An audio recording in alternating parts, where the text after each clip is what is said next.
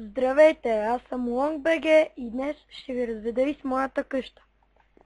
Така, за начало започваме тук с мини каминката, дето тук е нещо като скара и тук се слагат пържолките и се печат. Ето ги пържолките, пилетата и това е нещо като мини работилница. Това тук всички неща, дето съм ги събирал от мината ми, от хубавата ми мина. От 2 години игра на този сейф и тези неща са ми всичко. Целият ми труд. Тук маски. И сега отиваме на втория етаж. Тук ето го втория етаж. Това ми е пианото. Тук са ми дисковете за джубокс, храната, масички. Тук ми е склада. Ето тук. Ето ги всички. Целият ми труд. След 2 години. Ето. Надписал съм си.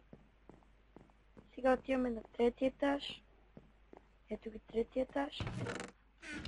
Тук нищо няма в този сундък. То нищо няма.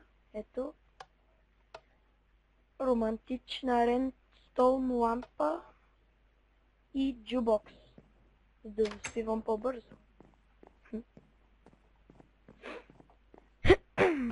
Ето, тук са ми броните и някои неща. Маски. Тук са ми анвил и крафтинг тебла. Тук ми е работилницата за фойерверки. Ето ги материалите за фойерверки. По принцип някои се правят и диамант, ама аз не ги правя с диамант. Това тук ми е лабораторията. Ето я. Тук не съм ги напълнил с вода. Трябва да ходя да ги напълна. Тук са ми отварите и материалите за отваря. Стъкленици, си направя стъкленици. И сега чакайте да отида на първи етаж, че къщата е голяма. Тук това е мината. Ето я тук. Но ще направя стълбички по-натам. Там мина.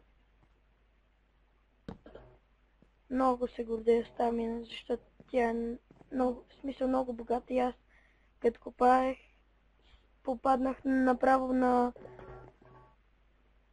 от онези мините, дето са ги правили зомбитата с дървените.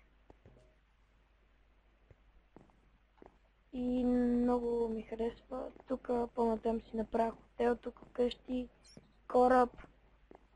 Имам натам кораб, далече е натам.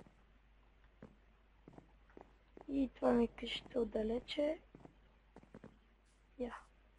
Тук това съм забрал какво е. Сигурно монстър спаунер. После ще го видя. И това тук ми е за съденето на шугър. И така съм го подравнил, иначе то не беше така баш. И довиждане от мене, до нови срещи. Това беше моята къща.